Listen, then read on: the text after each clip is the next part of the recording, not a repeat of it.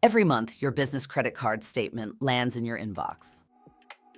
Most owners glance at the total and move on, but that statement is actually doing a lot of work for you if you know how to read it.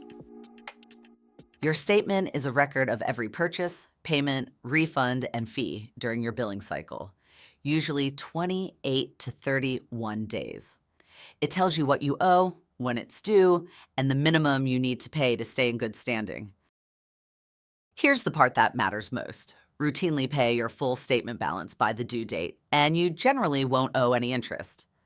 Miss it, even by a day, and late fees kick in, and any balance you're carrying triggers interest accrual based on your daily interest rate. At month end, your statement becomes your reconciliation checklist. Match every charge to your books, categorize expenses, log any refunds, and save your receipts. Good records make tax time faster. Your statement is the starting point. Look for a business credit card that syncs transactions automatically with your accounting software.